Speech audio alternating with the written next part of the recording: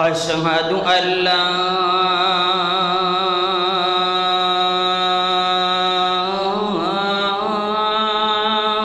إله إلا الله أشهد أن لا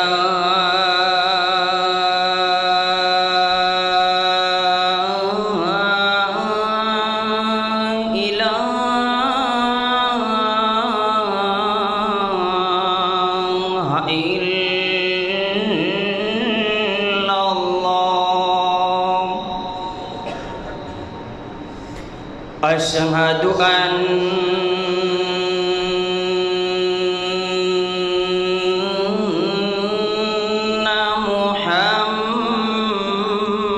محمدًا رسول الله أشهد أن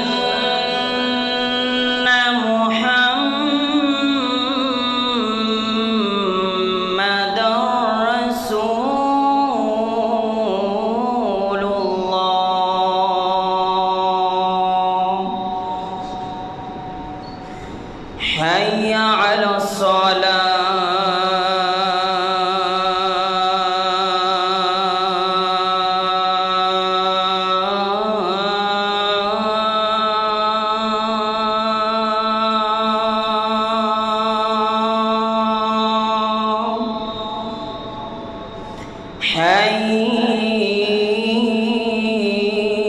حي على الصلاة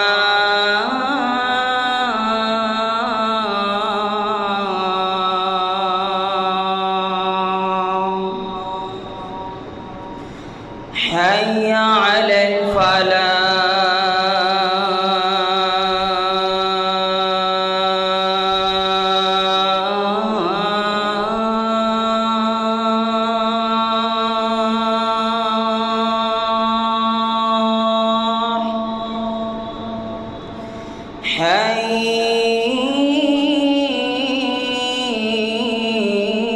حي على الفلاح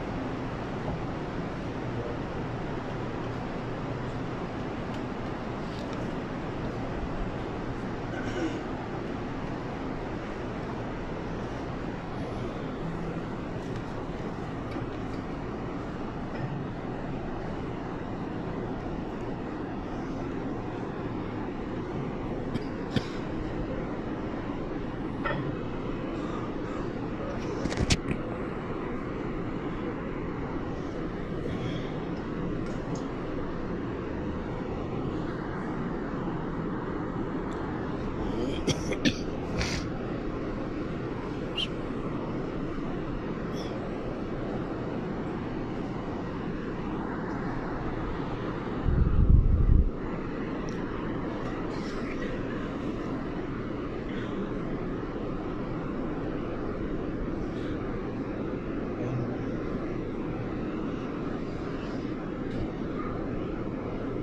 الحمد لله نحمده ونستعينه ونستغفره ونعوذ بالله من شرور أنفسنا ومن سيئات أعمالنا من يهد الله فلا مضل له ومن يضلل فلا هادي له أشهد أن لا إله إلا الله وحده لا شريك له وأشهد أن محمدا عبده ورسوله أما بعد فإن خير الحديث كتاب الله وخير الهدي هدي محمد صلى الله عليه وآله وسلم وشر الأمور محدثاتها وكل محدثة بدعة وكل بدعة ضلالة أما بعد فأعوذ بالله السميع العليم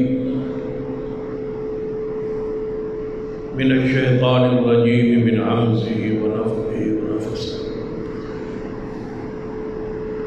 بسم الله الرحمن الرحيم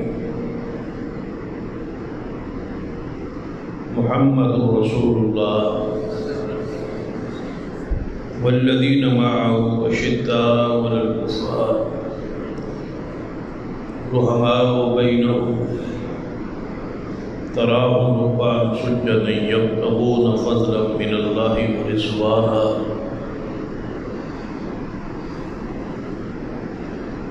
رب اشرح لي صدري ويسر لي امري واحلل عقدة من لساني يفقهوا قولي رب زدني علما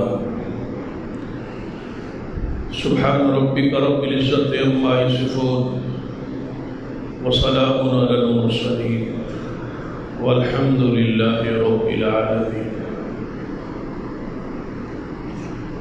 حضرات،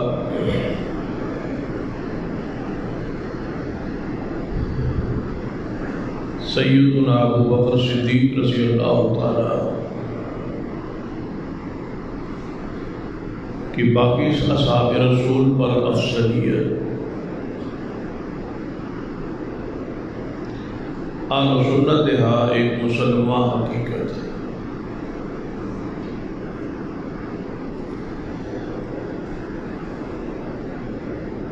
کہ آپ انبیاء علیہ السلام کے بعد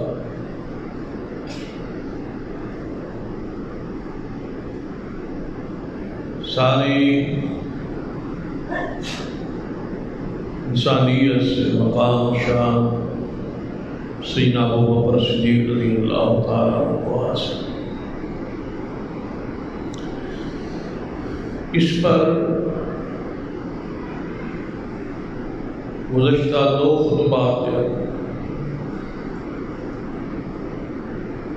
کچھ دلائل بیان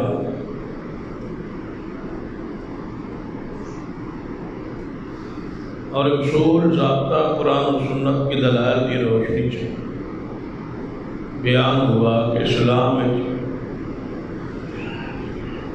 وجہ فضیلت کیا ہے.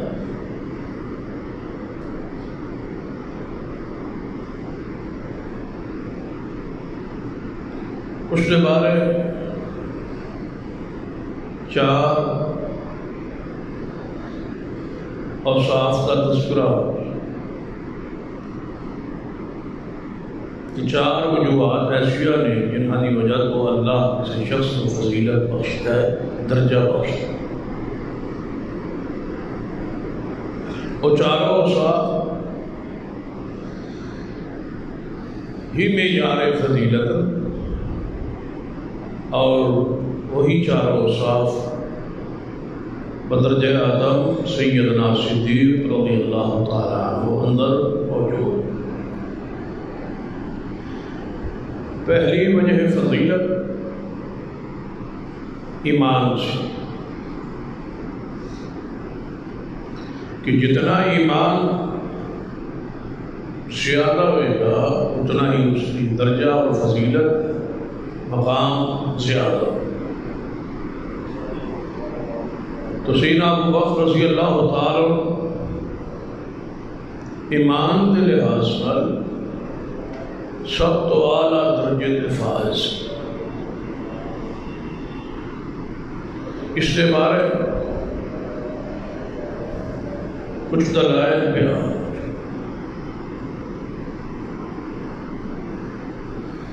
کہ آپ ایمان کی بلند ترین سطح آپ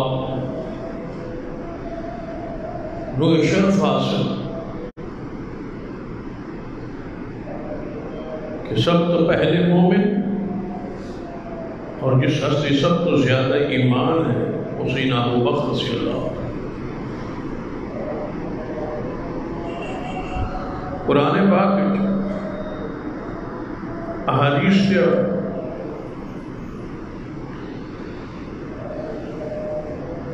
ذرا ان دلائل پہ غور فرمائیں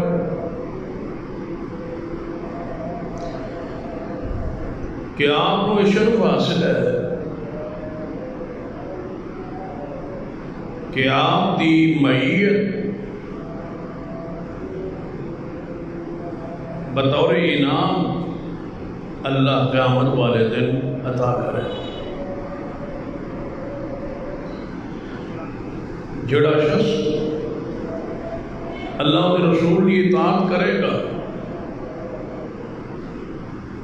ایسے شخص کو اللہ تبارک و تعالی انبیاء کے بعد جس ہستی کی معیت ساتھ دے گا وہ صدیق رضی اللہ عنہ۔ اور اس کے بارے قرآنی نص من النبیین والصدیقین،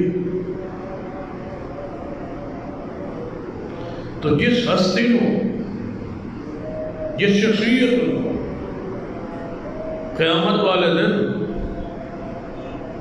بطور رحمت بطور انعام جس کی معیت جس کی سنگت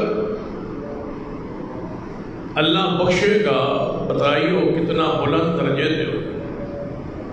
یعنی شخص اللہ اور رسول کی اطاعت کرتا ہے، دنیا گناہاں تو بچتا ہے، تقوی اختیار کرتا ہے، اللہ قیامت نو کی دے گا؟ صدیق کا ساتھ دے۔ تو جس ہستی نے اس مقام تے فائز کیتا ہے کہ جس دی معیت بطور انعام نصیب ہوئے، کوئی بدبخت کہے کہ وہ شخص ہی مومن قیامت والے دن اہل ایمان نو بطور انعام صدیق کی معیت نصیب ہو۔ بھائی نیک اعمال کرو، کیا ہوگا؟ قیامت والے صدیق کا ساتھ ملے۔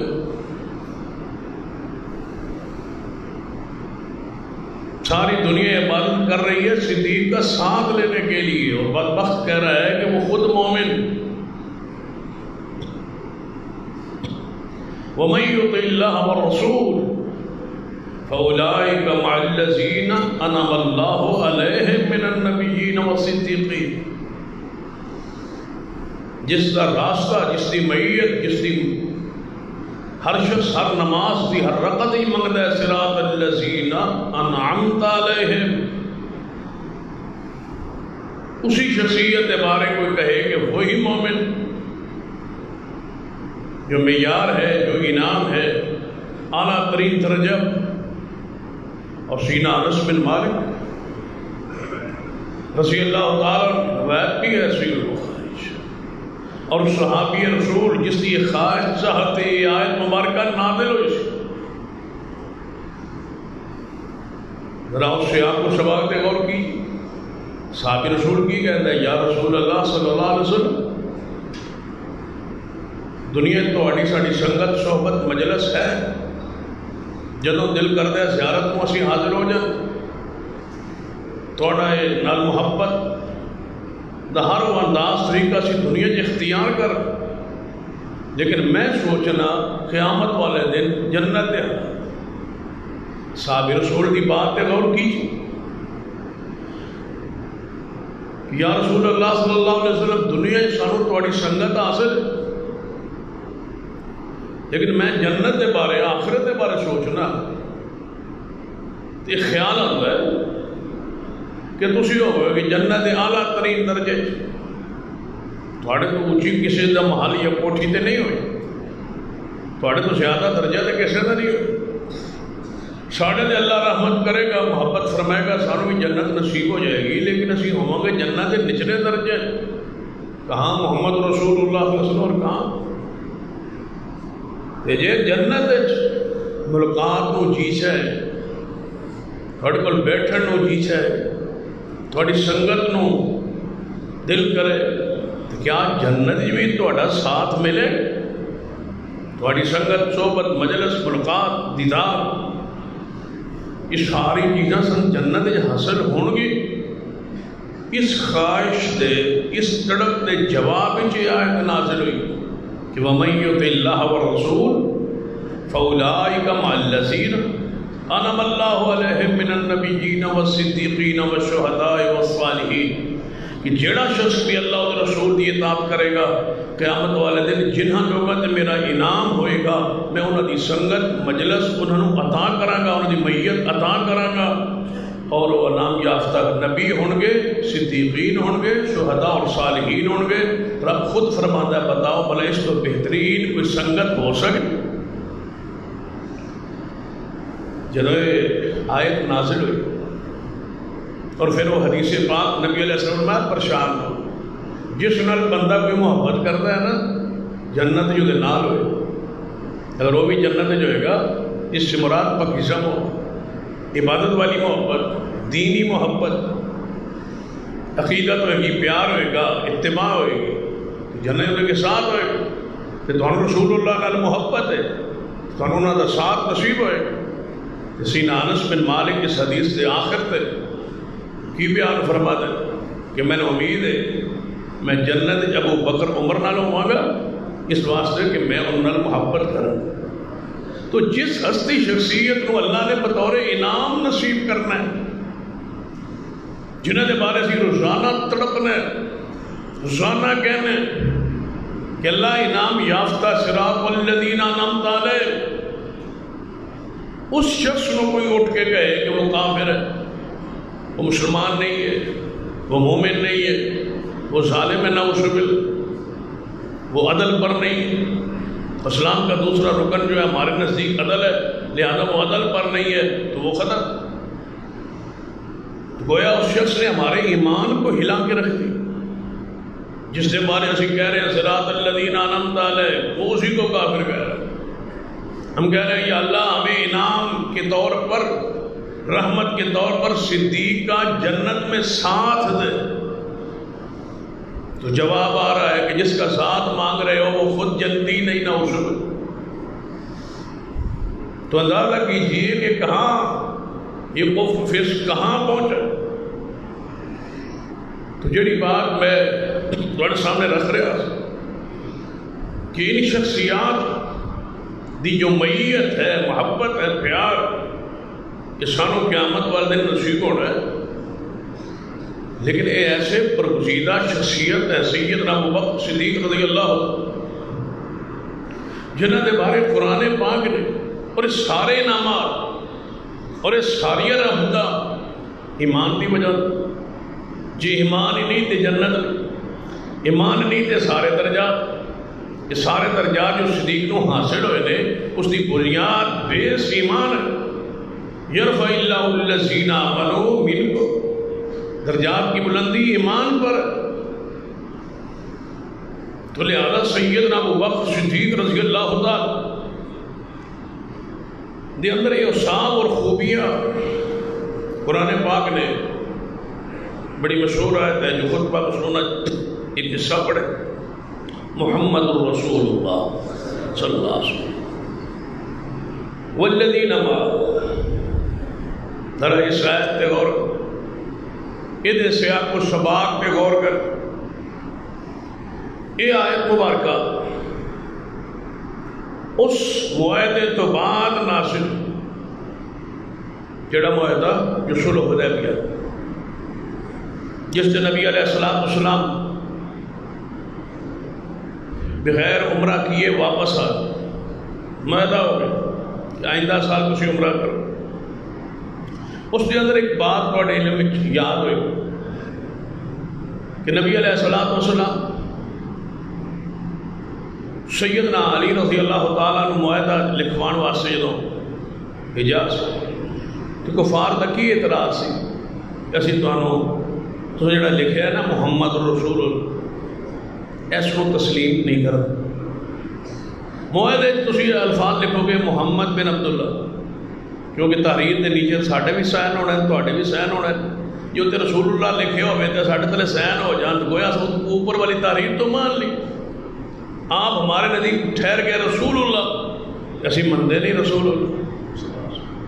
لہذا یہاں لکھو محمد بن عبداللہ کہ یہ معاہدہ عبداللہ کے بیٹے محمد کے ساتھ طے ہو رہا ہے، ہم رسول نہیں لکھنے. سیدنا علی رضی اللہ تعالیٰ نے نبی علیہ السلام فرمایا اس کو کاٹ. فرمایا رسول ادب کا تقاضا نہیں کاٹ. فرمایا کہاں لکھا ہے؟ آپ نے خود بوس پر قلم کر. تو ہم تقاضا سی کہ جس لفظ کو کفار مٹوائیں اللہ اس جملے کو قرآن کا حصہ بنائے.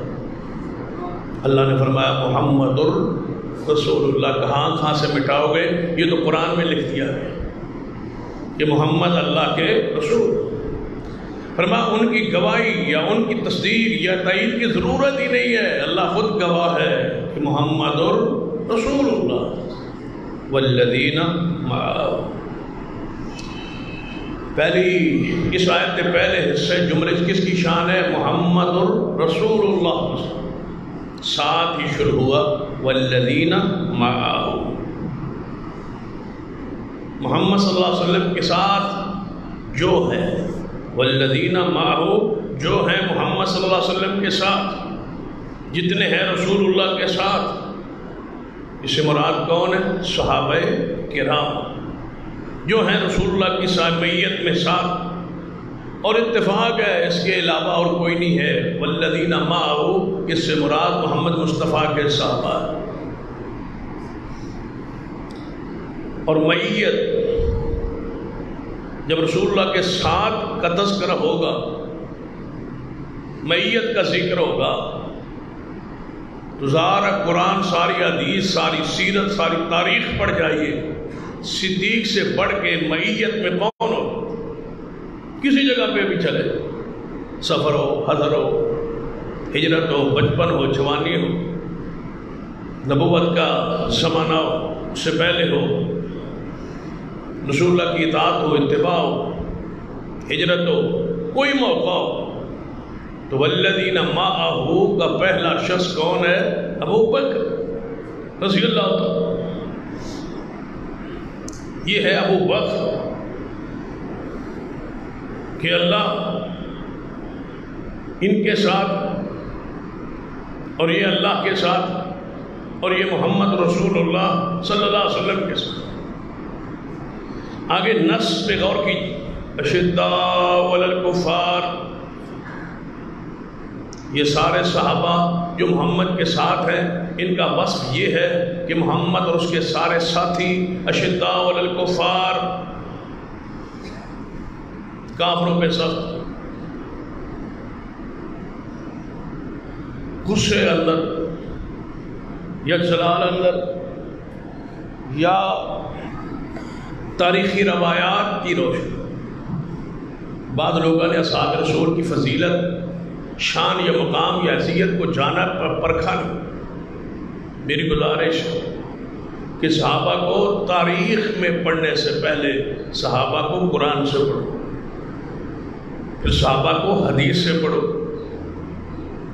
اس کے بعد تاریخ ہے. اس کو رد بھی کیا جا سکتا ہے، لیا بھی جا سکتا ہے، چھوڑا بھی جا سکتا ہے، ایک سائڈ پہ رکھا بھی جا سکتا ہے، انکار بھی کیا جا سکتا ہے، کفر لازم نہیں آئے گا۔ لیکن قرآن اور حدیث کو نہ چھوڑنا ورنہ کفر لازم۔ صحابہ کو قرآن کی روشنی میں سب، حدیث کی روشنی میں سب، پہلے ان کے فضائل جانو، مقام جانو، حیثیت جانو، پھر وہ تاریخی واقعات قرآن و حدیث پہ پیش کرو۔ فٹ آ جائیں تو ٹھیک ہے، نہ آئے تو چھوڑ دیں اور قرآن پہ ایمان رکھیں۔ اشداء علی الکفار رحماء بینہم، یہ دو صفات ہیں، اس میں سارے صحابہ محمد رسول اللہ صلی اللہ علیہ وسلم سمیت سارے صحابہ اس میں داخل و شامل ہیں۔ اشداء علی الکفار رحماء بینہم، کہ آپس میں وہ مہربان، کافروں پہ سخت۔ کون؟ صحابہ کافروں پہ سخت۔ کون؟ صحابہ۔ ذرا اس آیت کو سمجھیے، اشداء علی الکفار کافروں پہ سخت ہیں، کون؟ صحابہ کافروں پہ سخت۔ جو گروہ کافروں پہ سخت ہو اسی کو کافر کہا جائے۔ قرآنی نص پہ غور کی، قرآن کہتا ہے یہ کافروں کے خلاف، یہ کافروں کے خلاف سخت، اور ایک بندہ اٹھ کے کہے جو کافروں کے ساتھ خلاف ہیں وہ خود کافر ہیں۔ پھر غور فرمائی، رب کہے کہ آپ پیغمبر کے ساتھ والے صحابہ جو ہیں یہ کافروں پر سخت ہے، اور اٹھ کے ایک شخص کہے کہ جو کافروں پہ سخت تھے وہ خود کافر تھے، یہ بات عقل کے، نقل کے، منطقی، عقلی ہر لحاظ سے غلط۔ یہ قرآنی خبر کا انکار ہے۔ قرآن کہہ رہا ہے وہ کافروں پہ سخت ہے، ایک بندہ کہہ رہا ہے کہ نہیں وہ خود کافر ہے، خود مسلمان نہیں۔ بندہ کہہ رہا ہے کہ مسلمان نہیں، رب کہہ رہا ہے وہ کافروں پہ سخت ہیں۔ اب دونوں پہ فیصلہ کرو کہ دل کی حالت کون جانتا ہے؟ بندہ نہیں جانتا، رب جانتا ہے۔ وہ علیم بذات الصدور ہے، وہ آج کو بھی جانتا ہے، کل کو بھی جانتا ہے، گزشتہ کل کو بھی جانتا تھا، جو آئندہ آنے والا ہے اس کو بھی جانتا ہے۔ وہ بندے کے حال کو، ماضی کو، مستقبل کو جانتا ہے، انجام کو جانتا ہے، موت کو جانتا ہے، حشر کو جانتا ہے، قیامت والے دن جو اس نے فیصلہ لکھا ہے جنت کے حوالے سے اس کو بھی جانتا ہے، اندر کی حقیقت کو بھی جانتا ہے۔ وہ کہہ رہا ہے وہ کافروں پہ سخت ہے، ایک بندہ ناخلق اٹھ کے کہتا ہے کہ نہیں نہیں وہ خود کافر ہے۔ بتاؤ قرآن کا انکار کیا ہوتا ہے؟ کسے کہا جاتا ہے انکار؟ کوئی ضروری ہے کہ بندہ اٹھ کے کہے میں قرآن کو سارے کو نہیں مانتا، وہی کافر ہوگا؟ قرآن کہے کہ جو کافروں پر سخت ہے، بندہ کہے کہ یہ خود کافر ہے، اس کے کفر میں شک کیا ہو؟ رحماء بینہم، قرآن کہتا ہے وہ آپس میں مہربان ہے، جڑے، رحیم ہے۔ کون؟ محمد صلی اللہ علیہ وسلم اور ان کے ساتھ صحابہ، وہ رحیم ہے۔ تو نبی علیہ السلام کے بارے تو قرآنی نص ہے دوسرے مقام پہ، لَقَدْ جَاءَكُمْ رَسُولٌ مِّنْ أَنفُسِكُمْ عَزِيزٌ عَلَيْهِ مَا عَنِتُّمْ حَرِيصٌ عَلَيْكُمْ بِالْمُؤْمِنِينَ رَءُوفٌ رَحِيمٌ۔ پیغمبر رحیم ہے۔ صحابہ کرام رحماء بینہم، آپس میں مہربان ہے۔ بینہم کفار کے مقابلے میں جملہ ہے کہ کافروں پہ سخت ہیں، آپس میں یہ رحیم رحم، رشتہ داریاں بھی ہے۔ یا رحماء بینہم کے دو معنی ہو سکتے، ایک یہ ہے کہ رشتوں میں جڑے ہوئے ہیں، ایک ہے کہ ایک دوسرے کے بارے میں دل میں نرمی ہے، اور تیسرا اصل جو رب بتانا چاہتا ہے کہ ان کے دلوں کو میں نے دیکھا ہے وہاں کفر کی محبت نہیں ہے، وہاں آپس کی محبت، یہاں اسلام کی محبت ہے، ایمان کی بنیاد پہ یہ محبت کرتے ہیں۔ کافروں پہ یہ سخت ہے۔ رحماء بینہم پر آپ ایک گھنٹہ باز کرتے ہیں، گفتگو کر، کتنے مہربان تھے، رشتہ داریوں کو بیان کر، کیا رسول اللہ کے گھر صدیق کی بیٹی، سیدنا عمر کی بیٹی رسول اللہ کے گھر، امیر معاویہ کی بہن رسول اللہ کے گھر، سیدنا علی کے بھائی جعفر طیار فوت شہید ہوئے، ان کی بیوی بیوہ ہوئی سیدہ اسماء بنت عمیس، سیدنا علی نے خود نکاح ان کا کروایا کس سے؟ صدیق سے، اپنی بیوہ بھابی۔ پھر صدیق فوت ہوئے، یہ جو پہلے بھابی کس کی تھی؟ سیدنا علی، کس کے نکاح میں تھی؟ صدیق رضی اللہ عنہ۔ جب صدیق فوت ہو گئے، یہ پھر بیوہ ہو، اس کا پھر نکاح کس سے ہوا؟ سیدنا علی سے۔ کیا تفسیر ہو سکتی ہے رحماء و بہنوں؟ عمر فاروق رضی اللہ تعالیٰ کی گھر سیدنا علی کی بیٹی، سیدنا عثمان کے گھر محمد مصطفیٰ کی 2 بیٹی، آگے ان کے پوتوں بیٹوں کی رشتہ داریاں پڑھ، اس پر الگ ایک بحث، ایک لیکچر دیا جا سکتا۔ صحابہ اور آل رسول کی رشتہ داریوں 3 پشتیں جڑی ہوئی ہے، وصل الارحام کی عملی تفسیر ہے، الذی تساءلون بہ والارحام، رحماء و بہنوں، اگر رشتہ داریوں سے ہٹ کے تذکرہ کریں تو ان کی رحمتیں، پیار، محبت آپس میں دے کے تعریف کر رہے ہیں۔ صدیق کی عمر، عمر کی صدیق، سیدنا عثمان کی سیدنا علی، سب ان کی آپس کی شان بیان کرنے کے انداز کو پڑھ۔ کیا وہ حدیث نہیں کہ سیدنا حسن و حسین رضی اللہ، سیدنا حسن و حسین کو اٹھایا تھا سیدنا صدیق، سیدنا علی ساتھ، علی ساتھ ہے، جا رہے گلی میں، حسن و حسین آگے کھیل رہے، کس کو جو اٹھانا چاہیے تھا؟ سیدنا علی کو اٹھایا کس نے؟ سیدنا ابو بکر صدیق۔ یہ محبت کا انداز نہیں ہوتا؟ 2 دوست جا رہے ہوں، آگے ایک دوست کے بیٹے آ جائیں تو اس کو دوست اٹھائے، اٹھا کے سینے سے لگا کے فرمایا یہ علی سے نہیں ملتے، یہ تو محمد سے ملتے ہیں، ان کی شکل و صورت ہے کہ رسول اللہ سے ملتی۔ اس سے بڑی محبت رحماء و بہنوں کی عملی تفسیر کیا ہو؟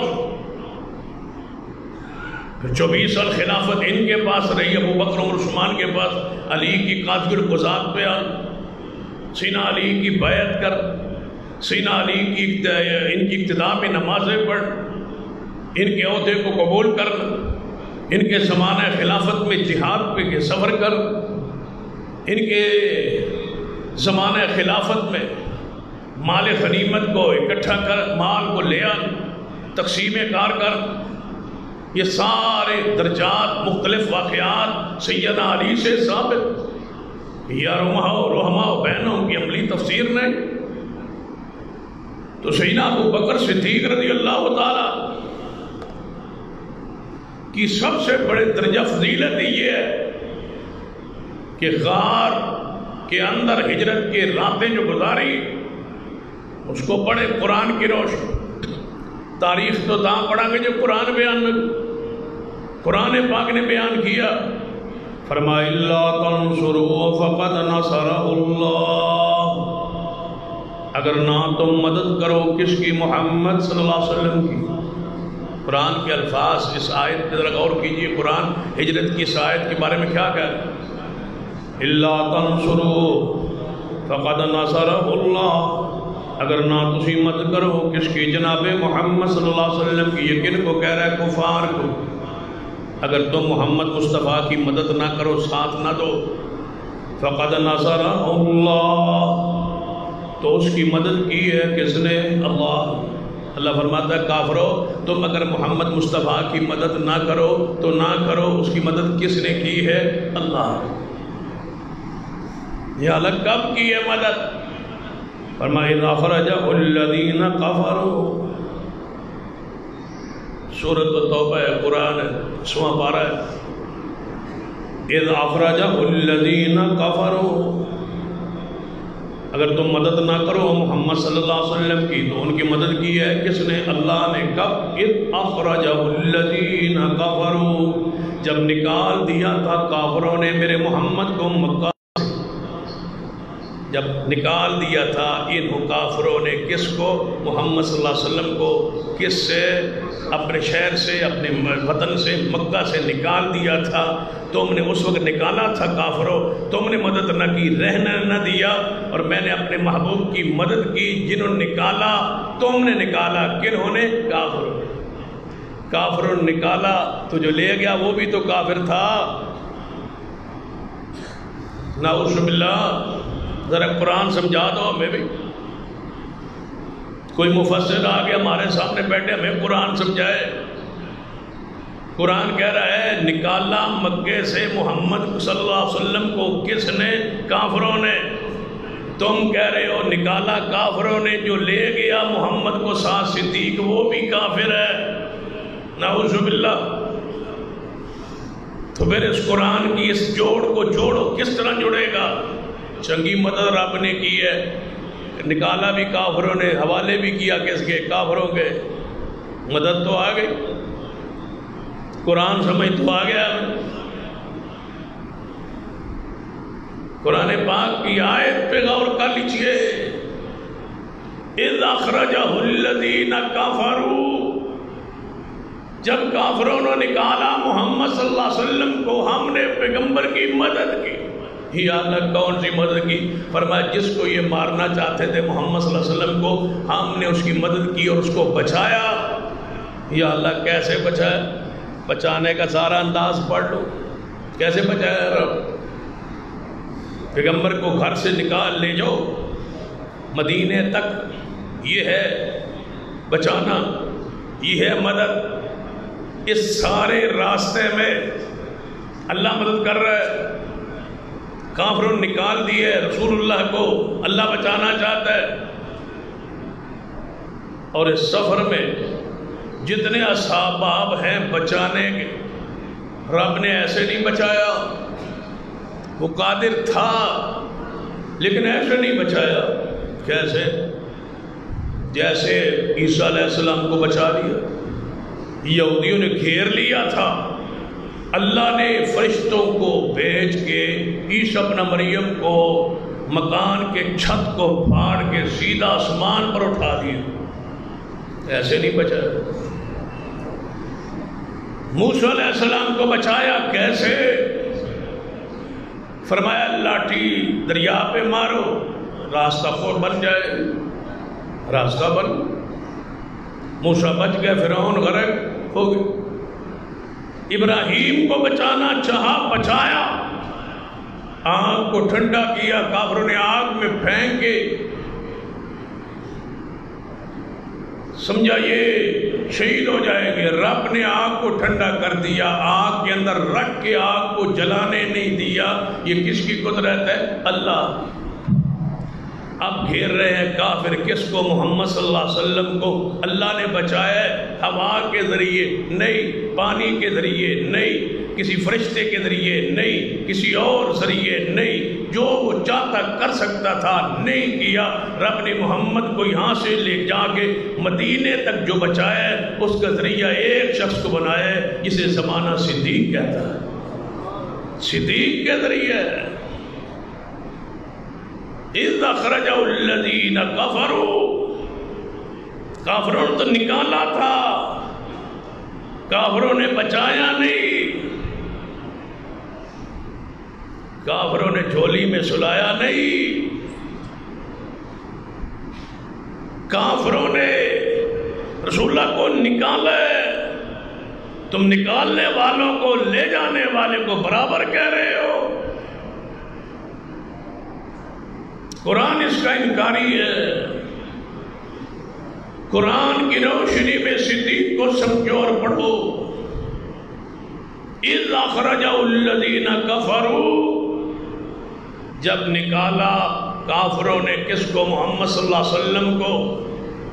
پھر آگے یہاں تک محمد مصطفیٰ کا ذکر تھا، اللہ کی مدد کا ذکر تھا، رسول اللہ کی مدد طرف تذکرہ تھا کہ جا اگر تم مدد نہ کرو، رب پڑھنا قرآن پاک پہ غور کرنا، الا تنصروہ، اگر نہ تم مدد کرو کس کی؟ محمد صلی اللہ علیہ وسلم، الا تنصروہ، یہ جو آپ آخر پہ ہاں ضمیر ہے وہ اس سے مراد کون ہے؟ محمد صلی اللہ علیہ وسلم۔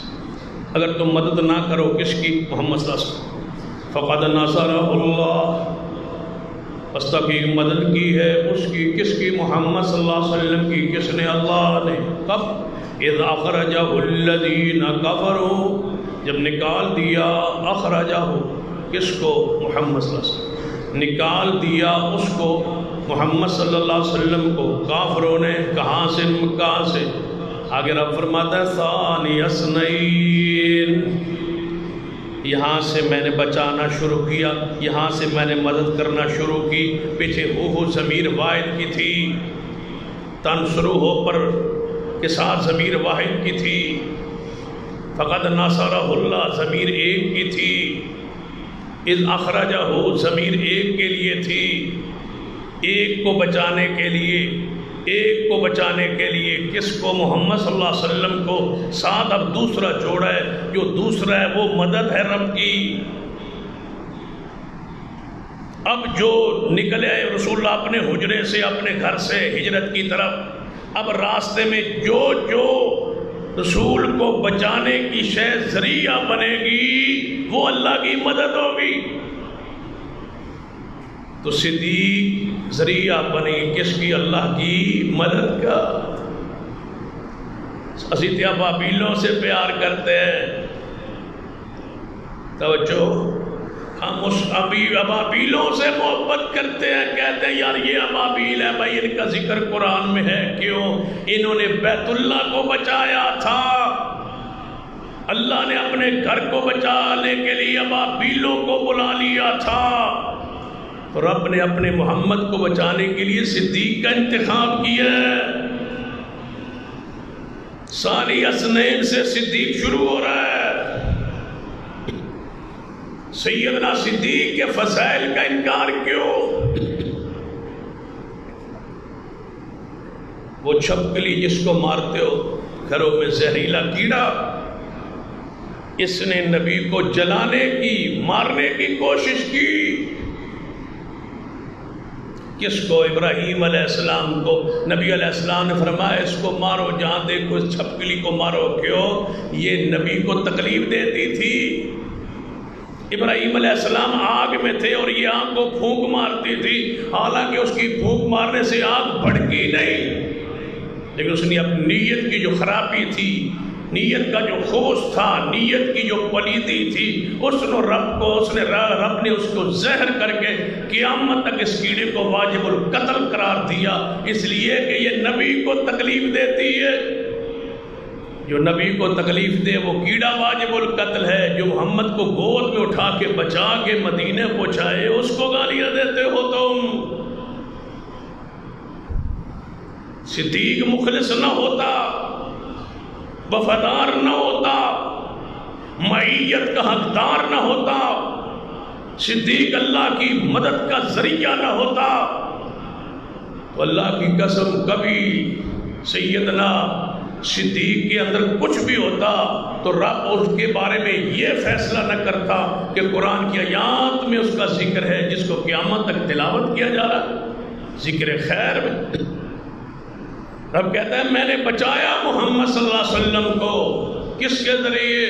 ثانی اثنین اذ ہما فی الغار، یہ تو بچان دی خبر دیتی ہے، بچانے کا تذکرہ ایک کا تھا اور دوسرا بچانے والا تھا۔ ثانی اثنین اذ ہما فی الغار، جب دونوں غار میں تھے، جب دونوں غار میں تھے۔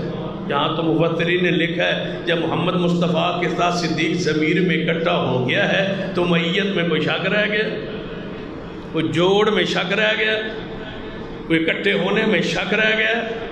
جب ایک ضمیر میں اللہ نے دونوں کو بیان کر دیے، ایسے بھی نہیں کہا کہ ابو بکر نبی اور ابو بکر بھی نہیں کہا، اذ ہما ایک ضمیر میں دونوں اکٹھے، اذ ہما جب دونوں، فی الغار جب دونوں غار میں تھے، ایک جس کو بچانا تھا اور ایک وہ جس کو بچانے کے لیے اللہ نے انتخاب کیا۔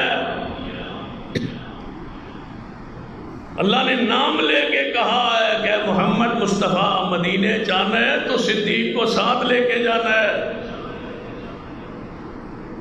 اور یہ بھی حدیث ہے، صدیق نے جب ہجرت رسول کا سنا تو رو پڑے تھے، یا رسول اللہ میرا کیا بنے گا، میں پھر پیچھے اکیلا رہا گا، آپ کے بغیر میں کیسے رہوں گا؟ فرما پریشان نہ ہو، تیرا تو ساتھ اللہ نے مجھے حکم دیا کہ ابو بکر کو ساتھ لے جانا۔ اور اگلی بات مفسرین کمال کی فرماتے ہیں رسول اللہ جب اپنے گھر سے نکلے خالیات، کوئی چیز نہیں لی رسول اللہ نے سوائے وہ لباس جو زیب تن ہے، وہ جوتا مبارک جو پاؤں میں، اس کے علاوہ رسول اللہ نے اپنے گھر سے کچھ نہیں لیا، خالی ہاتھ پار تشریف لے گئے۔ جو امانتیں لوگوں کی تھی وہ سینہ علی کے سپرد کر دی اور باہر تشریف لے گئے۔ اب رسول اللہ کے دروازے سے نکلنے کے بعد مدینے پہنچنے تک راستے میں جو مال خرچ ہوا، جو کچھ تھا وہ صدیق کے گھرانے کا تھا، صدیق کا زائد لباس، سواری۔ فرماتے ہیں مجھے اطلاع ہے رسول اللہ دی تھی ہو سکتا ہے اللہ مجھے ہجرت کی سوار اجازت ہے، فرماتے ہیں 4 مہینے مجھے پہلے پتہ یہ چلا تھا کہ اللہ رسول اللہ کو ہجرت کی اجازت دے گا، رسول اللہ نے فرمایا تھا مجھے ان قریب اجازت ملے گی۔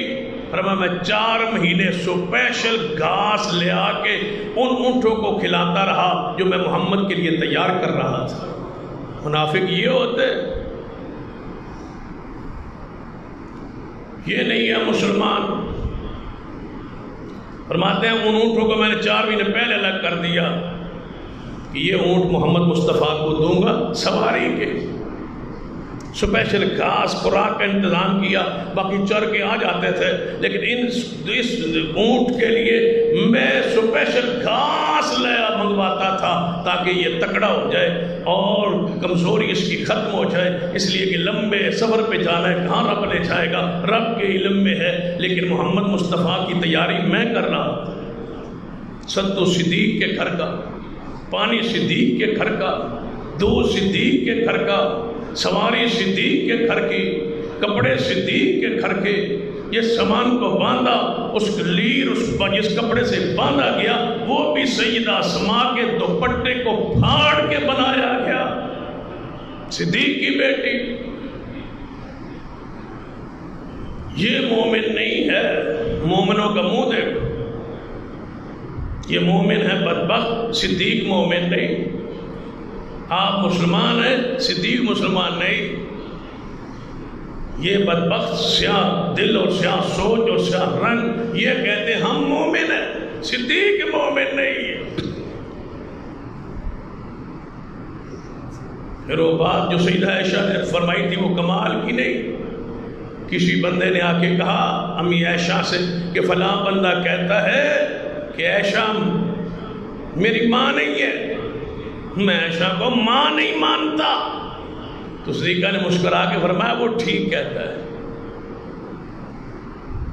بندہ بڑا حیران با، میں بڑا آیا سا، نس دوڑ کی شکایت اللہ اماں جی نے کمال کر دی، اماں جی فلاں بندہ کہہ رہا ہے کہ عائشہ کو میں ماں نہیں مانتا۔ صدیقہ نے کہا وہ ٹھیک کہتا ہے، میں مومنوں کی ماں ہوں، کافروں کی نہیں ہوں۔ النبی اولا بالمؤمنین من انفسہم وازواجہ امہاتہم، اللہ نے مجھے مومنوں کی ماں کہا ہے، وہ مومن نہیں ہوگا، ٹھیک کہہ رہا ہے، وہ مومن نہیں ہوگا، تو کافروں کی میں ہوں ہی نہیں۔ گویا جو امی عائشہ کو فرمایا مجھے مومن نہیں سمجھتا، تو اس نے گویا مجھے مومن میرے ایمان کا انکار نہیں کیا، اس نے اپنے ایمان کا انکار کر دیا، نفی کر دی ہے، کیونکہ میں تو مومنوں کی ماں ہوں ہی۔ صدیق رضی اللہ تعالی ہر اس لفظ کے اندر داخل ہے. ثانی اثنین اذ ہما فی الغار اذ یقول لصاحبہ لا تحزن ان اللہ معنا. اے ابو بکر غم نہ کر، اللہ ہمارے ساتھ، اللہ ہمارے ساتھ.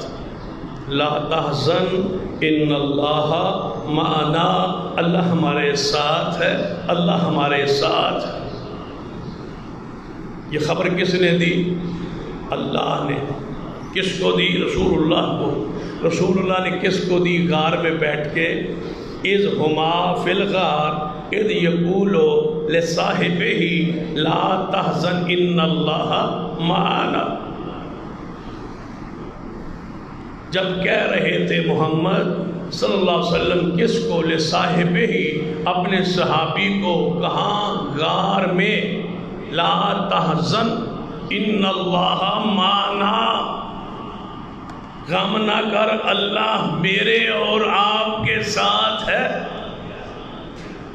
مفسرین نے لکھا ہے رب ایسے کہہ سکتا تھا کہ میرا غم نہ کر، ان اللہ معی، اللہ میرے ساتھ ہے. یا ایسے بھی ہو سکتا تھا ان اللہ معی و معک، اللہ میرے ساتھ اور تیرے ساتھ ہے. لیکن دونوں الفاظ کے بجائے یہ لفظ ان اللہ معنا، اللہ ہم دونوں کے ساتھ ہے، ہمارے دونوں کے ساتھ ہے. کیا معنی؟ اے ابو بکر غم نہ کر، جو معیت اللہ کی مجھے حاصل ہے وہی معیت اللہ کی تجھے حاصل. اور جس کو اللہ کی معیت حاصل ہو جائے، آئیے قرآن کے ایک اور مقام سورہ المائدہ، اللہ نے خبر دی ہے کہ میری معیت کسی کے ساتھ جب ہو جائے تو کن شرائط سے ہوتی ہے. ایویں نہیں رب کہتا ہے میں تیرے ساتھ ہوں. سانو کوئی تھانے فون چ کرے نا میں تھوڑے نال ہاں، اسی اونج ہی بندے چ نہیں پہ تھانے دار کا فون آ گیا میں تیرے ساتھ ہوں. جس کو رب آسمان سے کہے کہ محبوب فرما دو میں صدیق کے ساتھ ہوں، کر لو مقابلہ صدیق کے ساتھ اللہ. اور وہ حدیث نبی علیہ السلام نے فرما حدیث قدسی بخاری میں، جو میرے ولی سے جنگ کرتا ہے وہ اللہ سے دشمنی رکھتا ہے، وہ اللہ سے اعلان جنگ کرتا ہے. اور کون ہے جو اللہ کو شکست دے دے؟ صدیق سے بڑا ولی کوئی.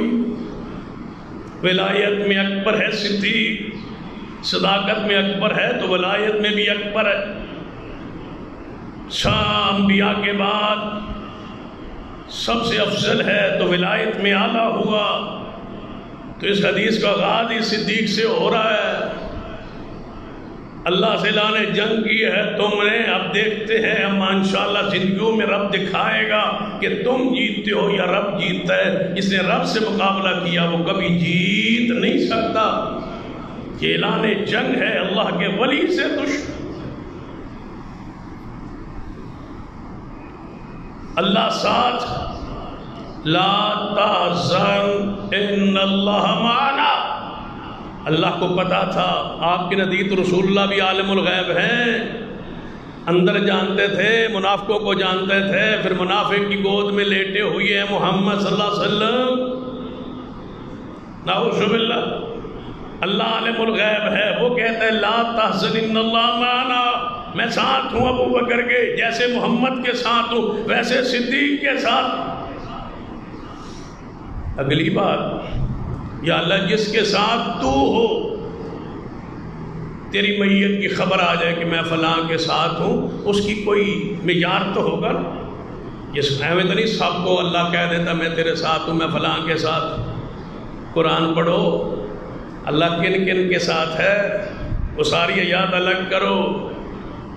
جب وہ ساری آیات الگ ہو جائے، اس فضیلت پر، اس وصف، اس عمل پر اللہ ساتھ ہوتا ہے، تو پھر صدیق کے بارے تو الگ نص ہے کہ اللہ صدیق کے ساتھ ہے. پھر وہ ساری خوبیاں ہوں گی تو تبھی تو ساتھ ہے. اگر ایسے سمجھ نہیں آئے تو قرآن میں ایک اور آیت ہے سورۃ المائدہ ہے. اللہ فرماتا ہے میں تمہارے ساتھ ہوں، لیکن شرط میرے ساتھ کی یہ ہے کہ یہ اوصاف تم میں ہو۔ یا اللہ کو کون؟ وقال اللہ انی معکم،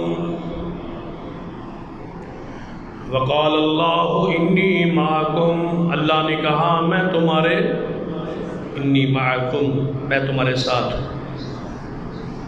یا اللہ ہمارے ساتھ ہیں، یہ آپ کی خبر آ گئی بغیر کسی شرط کے؟ نہیں۔ وقال اللہ انی معکم لئن اقمتم الصلاۃ وآتیتم الزکاۃ، اللہ کہتا ہے میں تمہارے ساتھ ہوں اگر تم نماز قائم کرتے رہو، وآتیتم الزکاۃ، اور تم زکوٰۃ ادا کرتے رہو، وآمنتم برسولی، اور میرے رسولوں کے ساتھ ایمان لے آؤ۔ صدیق کے ایمان پر بات ہو رہی تھی نا کہ صدیق مومن ہے اور اس سے بڑا مومن کوئی نہیں ہے۔ یرفع اللہ الذین آمنوا منکم، اللہ درجات دیتا ہے اس شخص کو، فضیلت دیتا ہے اس شخص کو جن کے اندر ایمان موجود ہوئے۔ صدیق رضی اللہ تعالیٰ کے بارے میں قرآن نے فرما دیا لا تحزن ان اللہ معنا، اللہ صدیق کے ساتھ ہے۔ اللہ جس کے ساتھ ہوتا ہے اس کی صفات، فرمایا لئن اقمتم الصلاۃ وآتیتم الزکاۃ وآمنتم برسلی، فرمایا تم نماز اگر قائم کرتے رہو، زکوٰۃ اگر تم دیتے رہو، اور میرے سارے رسولوں پر ایمان لاتے رہو، وعزرتموہم، جب میرے نبیوں کو مدد کی ضرورت پڑے، چاہے وہ مال کی ہو چاہے وہ جسمانی ہو، جس قسم کی مدد کی ضرورت پڑے تم میرے نبیوں کی مدد کرتے رہو، وَأَقْرَضْتُمُ اللَّهَ قَرْضًا حَسَنًا، اور تم جب اللہ مال مانگتا رہے، اللہ تو اسے قرض مانگے، اللہ میرے اپنے راہ میں تم اس کو دیتے رہو، تو میں اللہ خبر دیتا ہوں کہ میں تمہارے ساتھ ہی رہوں گا۔ اگر تم نماز پڑھتے رہو، اگر تم زکوٰۃ دیتے رہو، اگر تم رسولوں پہ ایمان لاتے رہو، اگر تم رسولوں کی مدد کرتے رہو، تو میں تمہارے ساتھ رہوں گا۔ جب تم فرضی زکوٰۃ کے علاوہ نفلی مال کی ضرورت پڑے، تم اللہ کی راہ میں قرض دیتے رہو، تو میں تمہارے ساتھ رہوں گا۔ ساری آیت کو رب سامنے رکھ کے پڑھیے صدیق کو، وَأَقَمْتُمُ الصَّلَاةَ، صدیق نے نماز نہیں پڑھی۔ کیا کہتے ہو؟ اگر تمہارا امام بیمار ہو جائے تو تم بے نماز کو امام بناتے ہو؟ صدیق تو مصلی رسول کا امام ہے۔ وَآتَیتُمُ الزَّکَاۃ، جنہوں نے زکوٰۃ کو روکا تھا ان کے خلاف جہاد کس نے کیا تھا؟ صدیق نے۔ وَآمَنْتُمْ بِرُسُولِی، سب سے پہلے محمد مصطفیٰ پہ ایمان کون لے آیا؟ رسول۔ وَعَزَّرْتُمُوہُم، جب نبیوں کی مدد کی ضرورت پڑے، إِلَّا تَنْصُرُوهُ فَقَدْ نَصَرَهُ اللَّهُ إِذْ أَخْرَجَهُ الَّذِينَ كَفَرُوا، جب کافروں نے محمد مصطفیٰ کو گھیر لیا تھا، نکالنا چاہتے تھے، نبی کو مدد کی ضرورت پڑی تھی، کون تھا جس نے مدد کی؟ صدیق ہے۔ وَأَقْرَضْتُمُ اللَّهَ قَرْضًا حَسَنًا، تم اللہ کو قرض حسنہ دو۔ کون تھا جس نے گھر کا سارا سامان لا کے پیش کر دیا تھا؟ اللہ آگے خبر دیتا ہے لَأُكَفِّرَنَّ عَنْكُمْ سَيِّئَاتِكُمْ، میں تمہارے ساتھ بھی رہوں گا اگر یہ تم میں اوصاف ہو، اگر تم سے کوئی غلطی ہو گئے تو اس کو معاف نہیں، مٹا دوں گا۔ وَلَأُدْخِلَنَّكُمْ جَنَّاتٍ تَجْرِي مِن تَحْتِهَا الْأَنْهَارُ، اور تمہیں جنت جس کے نیچے نہریں جاری ہیں، میں قسم کھاتا ہوں میں اس میں تجھے ضرور داخل کروں۔ سیدنا صدیق رضی اللہ تعالیٰ عنہ کو پڑھ، یہ درجہ ہے آپ کو کہ لا تحزن ان اللہ معنا، اللہ صدیق کے ساتھ۔ قرآن میں ایک اور اصول ہے، اللہ فرماتا ہے محبوب فلا تقعد بعد الذکریٰ مال قوم الظالمین۔ اے محمد صلی اللہ علیہ وسلم سورۃ الانعام اندر اللہ فرما دے نے میرے محبوب جی جڑا بندہ ظالم ہوئے فلا تقعد، اے محبوب جڑا ظالم ہے اس بندے نال تو بیٹھن دی اجازت نہیں۔ جو ظالم ہے اور تمہیں پتہ چلے کہ یہ ظالم ہے، آپ ان کے ساتھ مت بیٹھے۔ ظالموں کے ساتھ بیٹھنے سے رسول اللہ کو روک دیا، صدیق کی گودی میں پیغمبر کو سلا دیا۔ اب تم تضاد دور کرو کہ یہ کیا ہے؟ رب کہتا ہے ظالموں کے ساتھ بیٹھنا نہیں، رب کہتا ہے صدیق کے بغیر جانا نہیں۔ پھر غور کیجئے، قرآن میں اپنے حبیب کو خطاب کر کے کہتا ہے محمد مصطفیٰ آپ نے ظالموں کے ساتھ بیٹھنا نہیں، صدیق کے بغیر ہجرت پہ جانا نہیں، ظالموں کے ساتھ چلنا نہیں، صدیق کے بغیر جانا نہیں۔ دور کیجئے تصاد۔ آیت دوسری آیت سے رفع کیجئے تضاد۔ رب کہتا ہے ظالموں کے ساتھ بیٹھنا نہیں، اور رب ہی کہتا ہے محبوب صدیق کے بغیر نہیں جانا، ان کو ساتھ لے جانا ہے۔ کیا مانا کہ صدیق ظالم نہیں ہے؟ تم نے تو سب سے پہلے فتوی ظلم کا لگایا ہے کہ فتق کھا گئے، ظلم کیا۔ اس لیے تم ہمارے ہاں اسلام کے کتنے ارکان ہیں؟ 5 ارکان دتے پتہ ہے؟ سب سے پہلے لا الہ الا اللہ محمد رسول اللہ۔ دوسرا رکن کیا ہے؟ نماز۔ تیسرا زکوٰۃ، پھر روزہ حج۔ یہ 5 رافضیوں کے ہاں یہ 5 ارکان نہیں، وہ ارکان اسلام کچھ اور۔ وہ کہتے ہیں توحید پہلے کیا ہے؟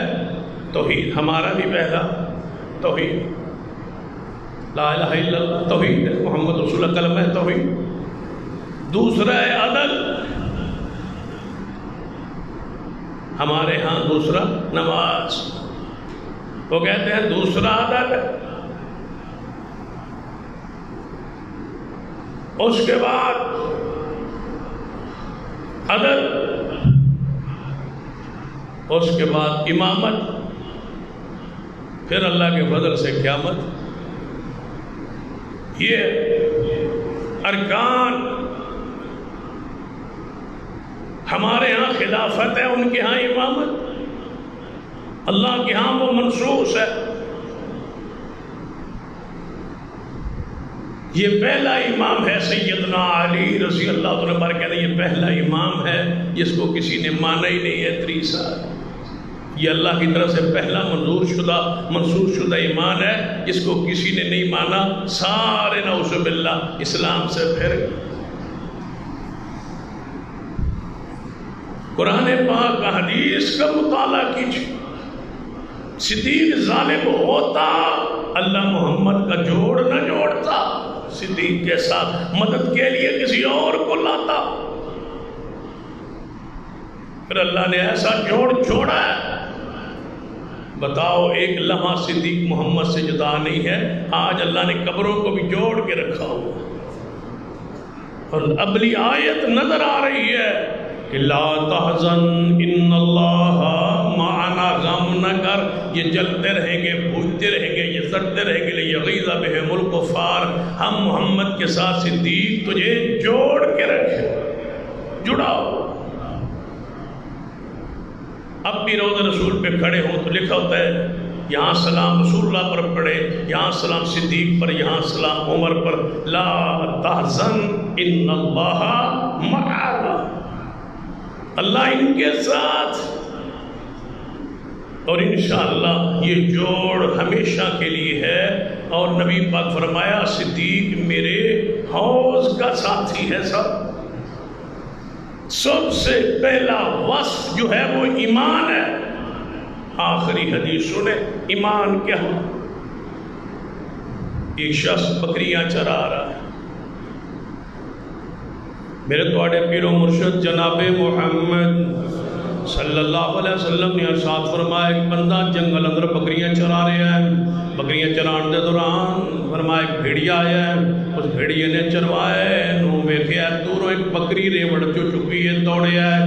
یہ چروائے نے ویکھ لیا بھیڑیا میری بکریاں نو پہ گیا اور بھیڑیا بکری چک کے جا رہا ہے. یہ مگر دوڑیا ڈانگ لے کے سوٹا لے کے مگر دوڑیا ہے.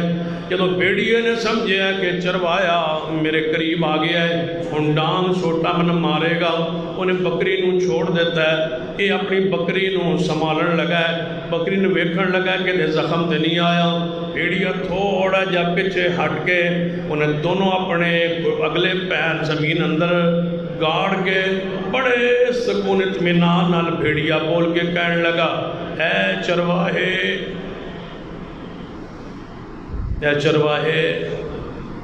میرے منہ سے میری خوراک چھین لیے. اگر اتنے ریوڑ جو ایک میں بکری چوک ہی نہیں سی پچھلے دن بھاویں سارے بھیڑیے کھا جان تو اینو بچان واسطے میرے پیچھے دوڑے آئے اور مینوں ڈانگ مارن لگا. میرے منہ چو میری خوراک کھو لی. ہم جنگل میں یہاں رہ رہے ہیں. اگر ایک آدھ بکری چوک لی تو ہمارا بھی علاقہ ہے ہمیں بھی کوئی کھانے پینے کا تو حق ہونا چاہیے. میرے منہ سے بکری چھین لی ہے میری خوراک چھین لی. اور تسی دسو جنگل ہوئے اکلا بندہ ہوئے بکریاں چراندا ہوئے بکریاں نے چروایا تے بھیڑیا گلاں کرن لگے جی میں انسان بول. بھیڑیے تے حیران ہونا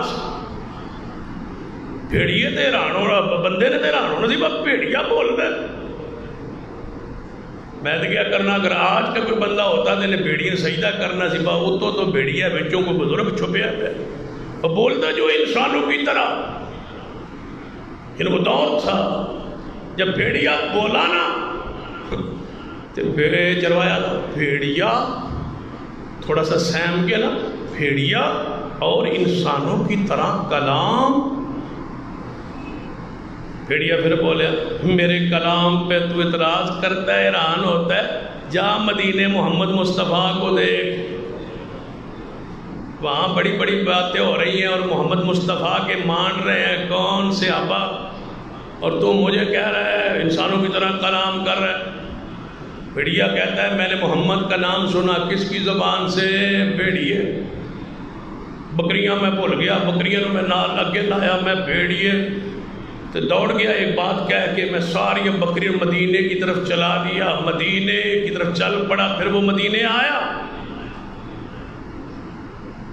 جب مدینے آیا رسول اللہ کے پاس پہنچا آپ نے سارا واقعہ سنایا. واقعہ سنانے کے بعد آپ نے فرمایا میرے صحابہ یہ نماز سے پہلے واقعہ سارا ہو گیا تھا. یہ مسجد نبی موجود ہے نماز کا وقت ہوا رسول نماز پڑھائی. فرمایا صحابہ بیٹھے رہنا آج بکریوں کا چروایا آیا ہے وہ تمہیں اپنا واقعہ سناتا ہے پورے بھیڑیے کا واقعہ سناتا ہے اور تمہیں بتاتا ہے کہ محمد کی شان کیا ہے. وہ پورا واقعہ سنایا. جب سنایا تو صدیق عمر مجلس میں موجود نہیں ہے. ایک بندہ وہ کہنے لگا یا رسول اللہ بھیڑیا بولتا ہے جتنا چروائے نے وہاں کہا تھا نا بھیڑیے کے سامنے بھیڑیا اور انسان کی طرح کلام. ایک بندہ کہتا ہے بھیڑیا بولتا ہے.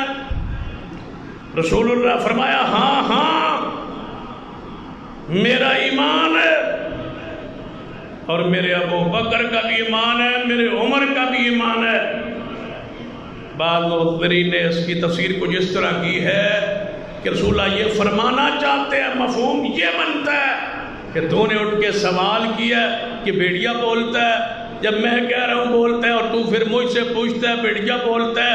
ابو بکر ہوتے تو نہ پوچھتے وہ ایمان ایسے لاتے جیسے میں محمد نے فرما دیا. صدیق کے ایمان پر اس بات کو اگر آپ سمجھ نہیں پائے تو آسان لفظوں میں ایک جملے میں سمجھاتا ہوں.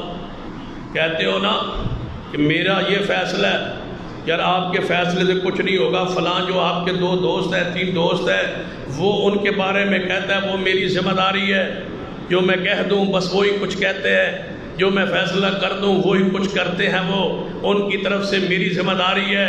کہ جو میں نے کہہ دیا آج تک انہوں نے رد نہیں کیا، میں جانوں وہ جانے، آپ میری بات مان لیں۔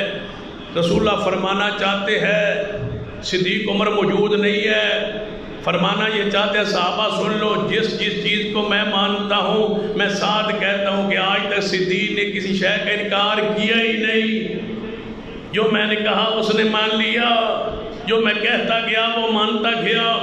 کیا مانا کہ میں محمد گواہی دیتا ہوں، صدیق کون ہے؟ مومن۔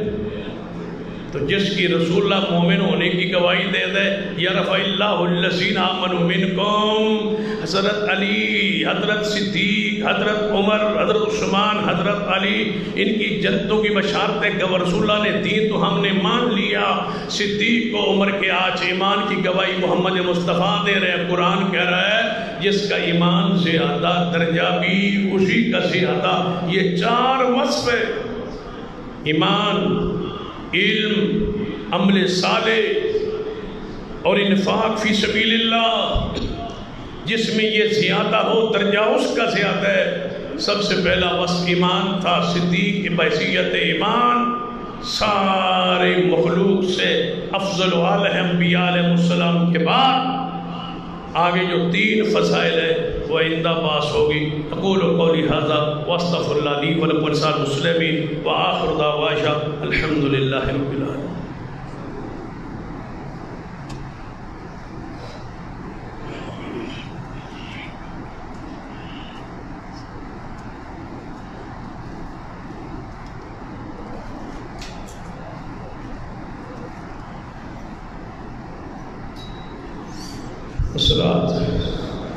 ہماری جماعت کے بزرگ بھائی عصمت اللہ صاحب بیمار ہیں، ہسپتال میں داخل ہیں، سارے اب آپ دعا کریں اللہ ان شفاء کاملہ عاجلہ نصیب فرمائے، ان کی بیماریوں سے ان کو نجات بخشے۔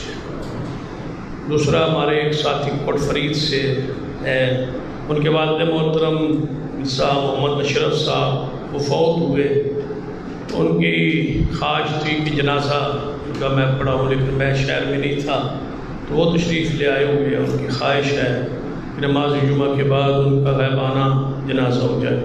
آپ سے گزارش ہے کہ اس میں شرکت فرمائیں۔ تیسرا اعلان، خلیفہ بلا فصل کانفرنس ہوئی، آپ نے ہر لحاظ سے تعاون کیا، اللہ آپ کے اس تعاون کو، اور وہاں تک کچھ احباب کرام تشریف لے گئے، اللہ تعالیٰ سب کی محنتوں کو اپنی برگاہ میں فرمائے۔ اور وعدہ تھا کہ وہاں میں بھی گفتگو کروں گا، کہ آپ علم میں ہے کہ مجھ پر 2 ماہ سے زبان بندی ہے کہ آپ سرگودا ضلع میں گفتگو نہیں کر سکتے، تقریر نہیں کر سکتے۔ یہ جمعہ چل رہا ہے، یہ بھی پابندی کے باوجود چل رہا ہے، تو باوجود کوشش کے میری زبان بندی کو نہ کھولا جا سکا، اور جو میں وہاں گفتگو چاہتا تھا وہ نہ ہو سکی۔ وہ انشاءاللہ جو ہی زبان بندی ختم ہوتی ہے، تقریباً کچھ میرے علم کے مطابق 1 مہینہ مزید پابندی قائم رہے، اس کے بعد انشاءاللہ ایک عظیم الشان پروگرام انشاءاللہ ہم پھر رکھیں گے، صدیق رضی اللہ عنہ کی شان پر، صحابہ کرام کی عزت عظمت پر۔ یہ پورے ملک میں ہم اس پروگرامز کو پھیلا رہے ہیں، خطبات کو انشاءاللہ پھیلانے کی کوشش کر رہے ہیں، اور اس وقت تک یہ تحریک چلتی رہے گی جب تک صدیق کی عزت اور حرمت کا ملک میں قانون نہیں بن جاتا۔ ہماری اس تحریک کا مقصد صرف یہ ہے کہ صحابہ کی حرمت کا ملک میں قانون بن جائے، بس جو شخص توہین کرتا ہے اس پر سزا ہو، اس کی قانونی گرفت میں آئے، تاکہ ملک بدامنی سے محفوظ رہے، دہشت گردی سے، فرقہ واریت سے محفوظ رہے۔ جب یہ قانون بن جائے گا، سیدنا ابو بکر، عمر، سیدنا عثمان، سیدنا علی، سیدنا فاطمہ، سیدنا حسن حسنین کریمین رضوان اللہ علیہ مجمعین، آل رسول، اہل بیت، سب کی شان، مقام، عظمت، عزت محفوظ ہے۔ جو ان کے خلاف عرض افزائی کرے گا، وہ کسی مسلک کا ہو، کوئی ہو، تو اس کو سزا دی جائے۔ جب یہ قانون بن جائے گا تو انشاءاللہ یہ زبانیں جو ان کے صحابہ کرام کی طرف اٹھتی بولتی ہیں، اشاروں میں، کنایوں میں، صریحاً اب تو شروع ہو گیا ہے، یہ زبانیں بند ہو جائیں گی اور انشاءاللہ یہ قانون بن کے رہے گا۔ پنجاب اسمبلی سے یہ قانون منظور ہو چکا ہے، صرف گورنر پنجاب کے دستخط باقی ہے۔ ان کو دباؤ ڈالا جا رہا ہے کہ سائن نہ کرے۔ ہم احتجاج ریکارڈ کروا رہے ہیں کہ اس پہ سائن کرے تاکہ یہ قانون بن جائے۔ صرف سائن باقی ہے، یہ اس کے لیے تحریک ہے، اور جب تک یہ دستخط نہیں ہوتے، قانون نہیں بنتا، یہ تحریک جاری رہے گی انشاءاللہ۔ تمام تر سختیوں، تمام تر پابندیوں کے بعد بھی یہ تحریک انشاءاللہ جاری رہے گی۔ تو اس حوالے سے آپ سے گزارش ہے کہ جتنا بھی آپ سے ممکن ہو سکے، آپ اپنے ہر پیغام میں، میڈیا آپ کے ہاتھ میں ہے، موبائل صاحب کے ہاتھ میں ہے، بڑا سادہ سی بات ہے کہ صحابہ کی عزت کا قانون بنایا جائے، صحابہ کی حرمت کا قانون بنایا جائے، آل رسول کی حرمت کا قانون بنایا جائے تاکہ ان کی شان، مقام محفوظ رہے۔ کتنی سمپل سی سادہ سی بات ہے، جس میں کوئی لڑائی جھگڑے والی بات نہیں ہے کہ ساری پاک باز ہستیوں کی عظمت کے تحفظ کے لیے قانون بنا دیا جائے تاکہ کسی ہستی کی کوئی توہین نہ کر سکے، کسی مسلمان کے دل مجروح نہ ہوں، جذبات مجروح نہ ہوں۔ اور اگر صحابہ کرام کی تکفیر کا یہی انداز رہے گا نعوذ باللہ، پھر تو یہ ملک بدامنی کا شکار ہو جائے گا۔ کوئی مسلمان کیسے برداشت کر سکتا ہے کہ اس کے ایمان اور اسلام کو للکارا جائے؟ تو لہٰذا یہ تاریخ ہے اور انشاءاللہ یہ جاری رہے گی۔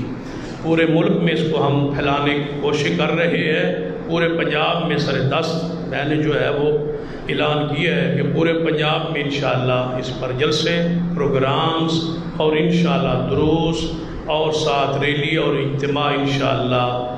پہلے بھی تمام مسالے کے شروع ہے، اب انشاءاللہ جو ہے وہ سلسلہ آگے بڑھے گا اور مرکزی جمعیت اہل حدیث کے زیر انتظام یہ سلسلہ پورے ملک میں پھیلائیں گے۔